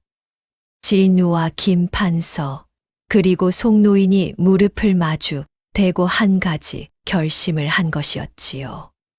그것은 사흘 후 인정전 어전 회의에서 윤대감의 모든 죄를 한 자도 빠짐없이 임금 앞에 펼치겠다는 결심이었습니다. 송노인의 친필 모함서, 뇌물장부, 그리고 진우의 옥패와 봉서. 그 모든 것을 한자리에 펼쳐 25회의 그 어두운 그림을 한 번에 밝히겠다는 결심이었지요.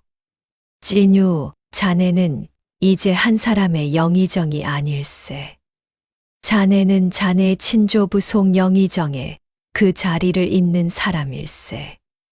그 자리를 잇는 사람의 첫걸음은 자네 친조부의 그 누명을 벗기는 것이고, 그 다음 걸음은 자네를 거두어 키운 두 부모님을 옥에서 풀어내는 것일세. 그 두 걸음을 동시에 걷자면 사흘 후 그 자리에서 한 자도 흐트러져서는 아니 되네. 알겠는가? 명심하겠사옵니다. 어른. 지린우의 두 눈에는 그날 밤 처음으로 어떤 단단한 빛이 어렸습니다. 그것은 산골에서 자라 한양에 든 어린 학동의 빛이 아니었지요. 그것은 한 가문의 마지막 핏줄이 자기 가문의 그 어두운 그림자를 마주하기로 결심한 사람의 빛이었습니다. 사흘 후 새벽 인정전 앞에는 모든 대신이 도열하였습니다.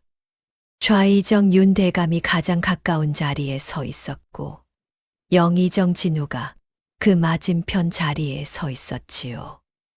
윤대감의 왼쪽 눈썹 위 검은 흉터가 그날따라 더욱 거뭇하게 도드라져 보였습니다.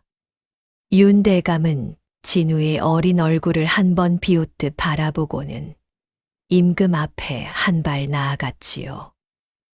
전하, 이 자리에서 좌의정의 탄핵서에 대한 판결을 내려 주시옵소서. 영의정 진우의 출생이 옛송가에 있음은 황영감 부부의 안방 괴짝의 비단 포대 한 자락으로 충분히 증명되었사옵니다. 이는 역적의 핏줄을 사사로이 영의정에 앉힌 죄이었고 그 죄는 사형으로 다스림이 마땅하옵니다. 임금은 그 말씀에 답하지 않고 영의정 진우 쪽으로 가만히 시선을 옮기었습니다. 진우는 한 발 나아가 무릎을 꿇었지요.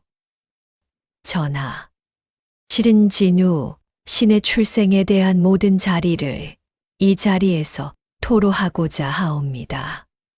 다만 그 토로 앞에 한 사람의 증인을 올려주시기를 청하옵니다. 증인이라. 누구인가? 옛 송영의정 댁의 노복, 송석봉이라 하옵니다. 윤대감의 두 어깨가 그 한마디에 흠칫 한 번 움찔하였습니다. 그러나 윤대감은 곧 입가에 옅은 비웃음을 띄었지요. 옛 송가의 노복이라 하면 25해 전 그 사가의 멸문에서 모두 죽었거늘 이 자리에 어찌 살아있는 노복이 있을 수 있단 말이오. 영의정께서 거짓 증인을 세우려 하시는 것이오? 그 순간 인정전의 측문이 가만히 열렸습니다. 한쪽 다리를 절며 갈색 무명 보따리를 두 손에 꼭 쥔 한 늙은이가 천천히 그 안으로 들어왔지요. 송노인이었습니다. 송노인이 한 발씩 인정전 한복판으로 걸어 들어오는 그 발걸음 소리에 인정전 안의 모든 대신이 한 번에 돌아보았습니다. 윤대감의 입가에 그 비웃음이 그 발걸음 소리에 한 자씩 한 자씩 천천히 굳어 가기 시작하였지요. 송노인이 임금 앞에 무릎을 꿇은 그 순간 윤대감의 왼쪽 눈썹 위 검은 흉터에서 한 줄기 식은 땀이 흘러내리기 시작하였습니다. 전하, 이 늙은 종 옛송 영의정 댁의 노복 송석봉이옵니다. 25해 전 그 가을밤 옛송 영의정 댁의 모든 자리를 이 두 눈으로 본 자이옵니다. 이 자리에서 그 새벽의 모든 일을 한 자도 감추지 않고 토로하옵니다. 송 노인의 그 한마디에 인정전 안이 물을 끼얹은 듯 잠잠해졌습니다. 송 노인은 자기 보따리를 풀었지요. 보따리 안에서 한 묶음의 한지가 모습을 드러냈습니다. 송 노인은 그 한지를 임금 앞에 펼쳤습니다. 전하, 이 한지는 25해 전 좌의정 윤대감의 사가 서고에서 이 늙은 종이 빼내온 것이옵니다. 이 한지의 첫 장에는 좌의정 윤대감 친필로 옛송 영의정을 모함하는 글이 적혀 있사옵고 그 다음 장부터는 그 모함의 대가로 좌의정 윤대감이 받은 뇌물의 액수와 일차 그리고 뇌물을 보낸 자들의 이름이 한 자도 빠짐없이 적혀 있사옵니다. 윤대감의 두 어깨가 그 한마디에 한번 거세게 흔들렸습니다. 윤대감은 한 발 나아가 임금 앞에 두 무릎을 꿇었지요. 그러고는 두 손을 모으고 발악하기 시작하였습니다. 전하, 그 한지는 거짓이옵니다. 옛송 가의 노복이라는 자가 어찌 신의 친필을 내놓을 수 있겠사옵니까? 그 한지는 영의정 진우와 김판서가 이 늙은 거지를 시켜 짜낸 거짓 증거이옵니다. 부디 통촉하여 주시옵소서. 임금은 한참을 답하지 않았습니다. 다만 그 한지의 첫 장을 가만히 들여다보고 있었지요. 이윽고 임금이 한마디를 떨어뜨렸습니다. 좌의정, 짐의 곁에 자네의 친필 상소문이 25해 어찌 보관되어 있다네. 이 한지의 친필과 자네의 그 상소문 친필을 한 자리에 펼쳐놓고 보면 짐이 한 번에 가릴 수 있을 것이네. 좌의정, 그것을 알면서도 자네는 이 한지가 거짓이라 우길 셈인가. 임금은 그 자리에서 측근의 사관에게 일러 좌의정 윤대감의 옛 친필 상소문을 가져오라 일렀습니다. 잠시 후 사관이 한 묶음의 옛 한지를 들고 들어왔지요. 임금은 그 옛 한지의 한자와 송 노인이 펼친 친필 모함서의 한자를 한자리에 놓고 가만히 들여다보았습니다. 두 한지의 글씨는 한 사람의 손에서 나온 것이 분명하였지요. 같은 사람의 같은 붓이 같은 묵을 갈아 적은 그 글씨였습니다. 임금은 한 번 깊은 한숨을 내쉬었습니다. 좌의정, 이 친필을 자네가 적은 것이 아니라 우길 셈인가. 윤대감의 입에서 그 순간 한 자도 더 나오지 못하였습니다. 그러는 사이 김판서가 한 발 나아가 무릎을 꿇었지요. 전하, 신 김정환, 옛송 영의정의 제자이옵니다. 신은 옛 사문실만의 사가 사당에서 한 옥패를 본 적이 있사옵니다. 손바닥 반만한 청옥에 송자가 새겨져 있고 뒷면에는 매화가 음각으로 새겨진 옥패이옵니다. 그 옥패가 지금 영의정 진우의 허리춤에 있사옵니다. 그 옥패가 영의정 진우의 허리춤에 있게 된 까닭은 옛송 영의정의 마지막 명을 송 노인이 받들어 그 새벽 갓난 외손자의 비단 포대에 그 옥패를 함께 갈무리하여 두었기 때문이옵니다. 진우는 한 발 나아가 자기 허리춤에서 옥패를 풀었습니다. 그러고는 그 옥패와 함께 도포 안주머니에서 한 장의 봉서를 꺼냈지요. 송영의정 친필의 그 한 줄. 이 아이는 송가의 핏줄이다. 부디 살려다오. 진우는 그 한 줄을 임금 앞에 가만히 펼쳐 올렸습니다.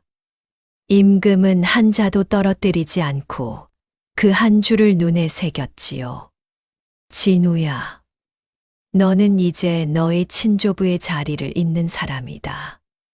너의 친조부는 옛송 영의정이고 너의 친조부의 그 누명은 좌의정 윤대감의 친필 모함에서 비롯된 것이다. 짐이 이 자리에서 두 가지를 명한다. 첫째, 옛 송가의 모든 누명을 풀고 송가를 복권한다. 둘째, 좌의정 윤대감과 그 일당을 모두 잡아 가두라. 윤대감은 그 자리에서 임금의 도포 자락을 잡고 매달렸습니다. 그러나 임금은 도포 자락을 가만히 거두었지요. 임금의 두 눈은 이미 결심이 서 있었습니다. 그 결심의 한 가지가 더 보태졌지요. 그것은 윤대감의 첩옥난과 의금부의 장형방, 그리고 윤대감의 뇌물장부의 이름이 옳은 모든 자들에 대한 동시 처벌 명령이었습니다. 그 명령이 떨어진 그 순간 인정전 안의 모든 대신이 한 번에 머리를 조아렸지요. 윤대감의 별당에 있던 옥난이 의금부 나졸에게 잡혀가는 그 길에 옥난의 호박 놀이개가 마당에 디딤돌에 한 번 부딪혀 짤그랑 깨졌습니다.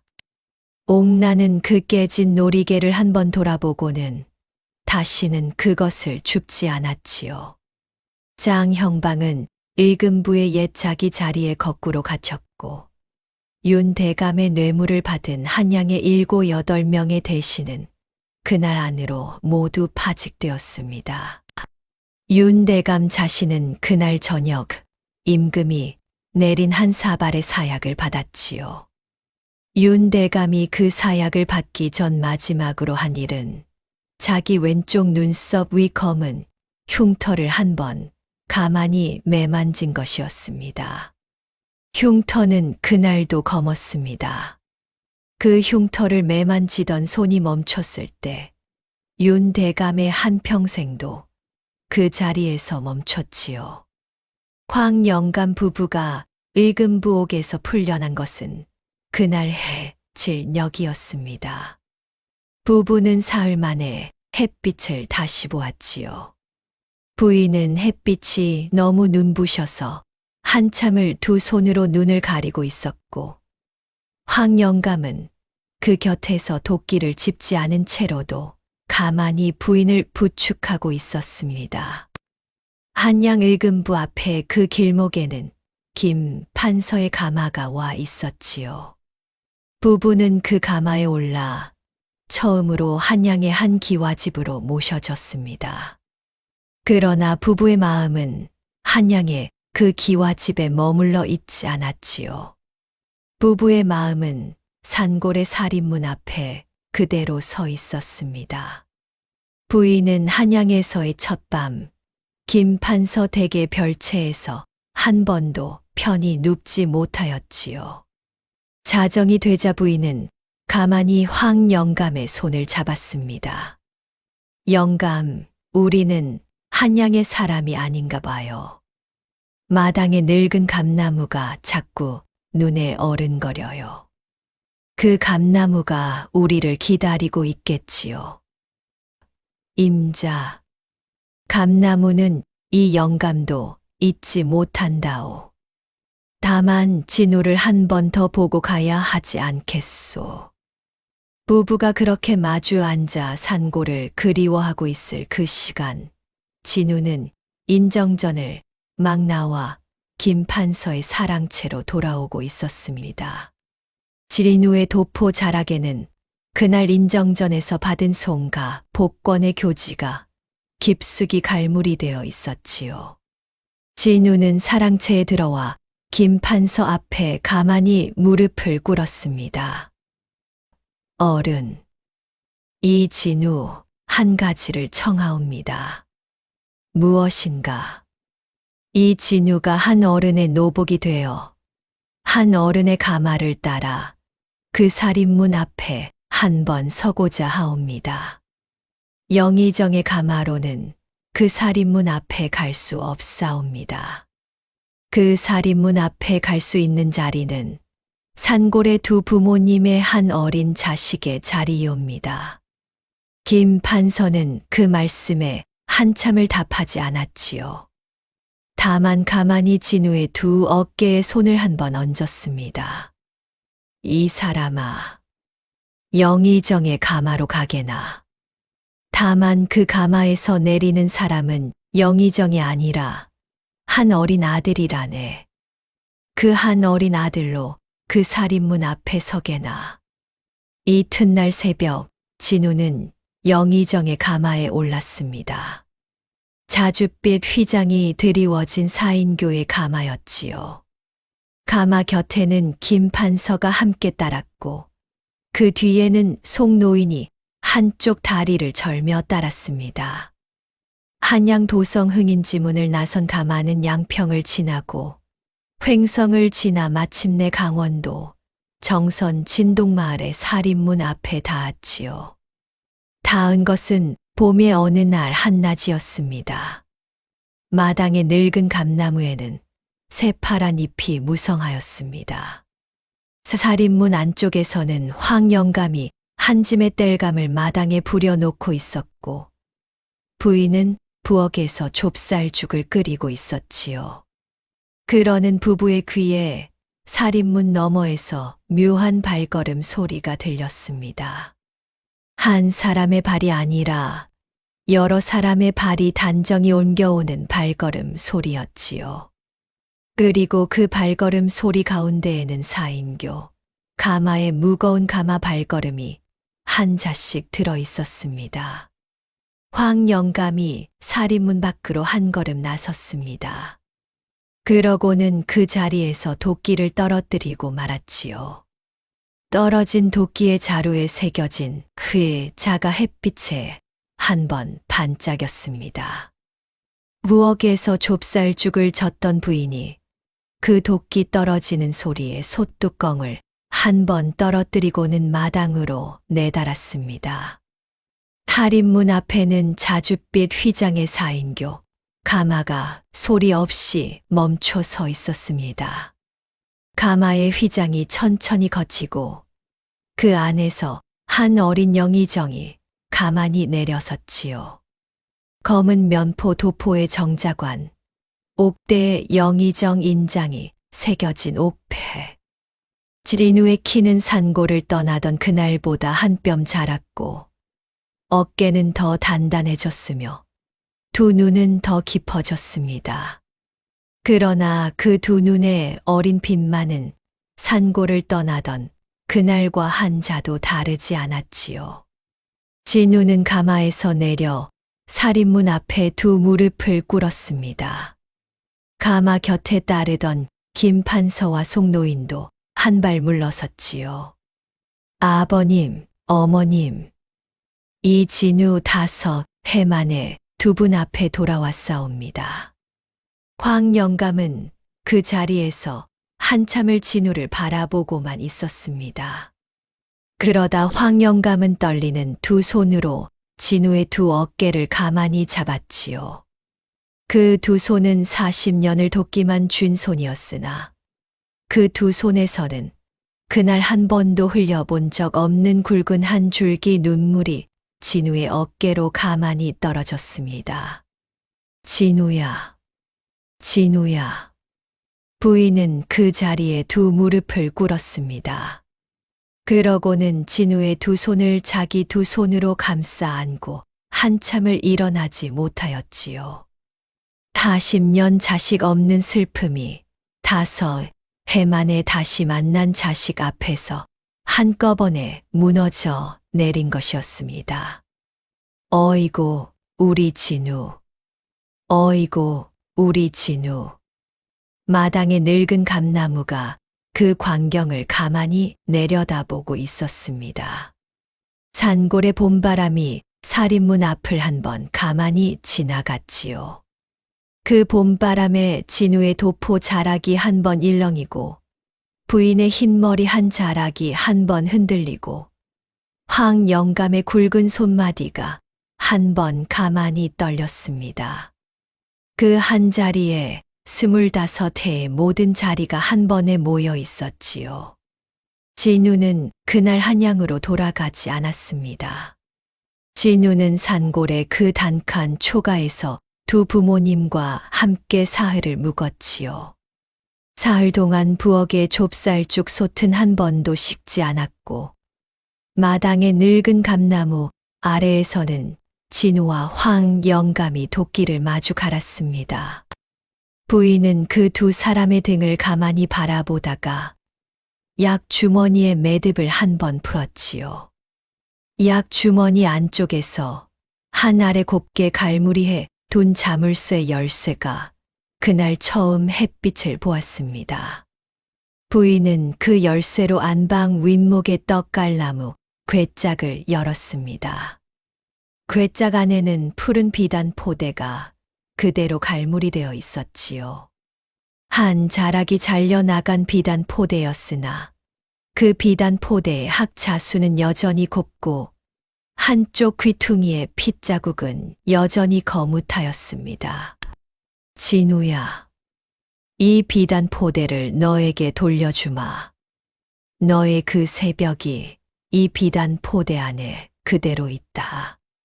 진우는 그 비단 포대를 두 손으로 받쳐 들었습니다. 받쳐 든 채로 한참을 가만히 그 학자수를 들여다보았지요. 그러고는 그 비단 포대를 다시 부인의 두 손에 가만히 돌려드렸습니다. 어머님, 이 비단 포대는 이 진우의 그 새벽이옵니다. 이 진우의 그 새벽은 어머님과 아버님께서 키워주신 새벽이옵니다. 그러하니 이 비단 포대는 이 단칸 초가의 떡갈나무 궤짝에 그대로 갈무리하여 두시옵소서. 이 진우 한양에서 1년에 한 번씩 이 산골에 내려와 이 비단 포대를 다시 마주하겠사옵니다. 부인은 그 말씀에 한 번 더 눈물을 흘렸습니다. 황 영감은 묵묵히 도끼만 갈았지요. 그러나 황 영감의 도끼 가는 소리에는 이미 평생의 한숨이 한 자도 섞여 있지 않았습니다. 그것은 한 사람의 늙은 아버지가 자기 어린 아들을 다시 만난 가장 깊은 자리에 묵묵한 한 가지 노래였지요. 진우가 한양으로 돌아간 후 진우는 옛송 영의정의 본댁 자리에 새 기와집을 한 채 지었습니다. 그 옆자리에는 작은 별채를 짓고 그 별채를 황 영감 부부의 한양 거처로 삼았지요. 부부는 한양과 산골을 오가며 살게 되었습니다. 봄과 가을은 한양에서 진우 곁에 머무르고 여름과 겨울은 산골의 늙은 감나무 곁에서 보내었지요. 마당의 늙은 감나무는 그해 가을부터 다시 풍년을 맞아 가지마다 굵은 감이 주렁주렁 매달렸습니다. 마을 사람들은 그 광경을 보고 한 가지를 입에 올리기 시작하였지요. 인심이 산만큼 깊은 집은 자식 풍년이 한 번 늦게 와도 한 번 오면 그 자식이 평생을 간다더라. 산골에 한 번 가보면 지금도 그 단칸 초가가 그 자리에 있다 합니다. 살인문 안쪽 마당에는 그 늙은 감나무 한 그루가 여전히 서 있고 안방 윗목에는 떡갈나무 궤짝 하나가 여전히 갈무리되어 있다 하지요. 떡갈나무 궤짝 안에는 푸른 비단 포대 하나가 그대로 들어있다고 합니다. 한 자락이 잘려나간 비단 포대, 한쪽 귀퉁이에 거뭇한 핏자국이 어린 그 비단 포대 말입니다. 오늘 이야기는 우리에게 한 가지를 가만히 일러주고 있는 듯합니다. 사람의 자식이라는 것이 꼭 배 아파 낳아야 자식이 아니라는 것. 한 사람의 인심이 산 만큼 깊을 적에는, 그 인심이 평생을 두고 한 자리를 지키고 있을 적에는 하늘이 그 자리에 그만한 인연을 한 번은 보내신다는 것. 그리고 그 인연이 닿은 자리에서 두 늙은 부모와 한 어린 자식이 마주 앉는 그 한 자리는 어떤 영의정의 자리보다도 무겁고 깊다는 것 말입니다. 다음 영상을 빠르게 만나보시려면 좋아요와 구독을 눌러주세요.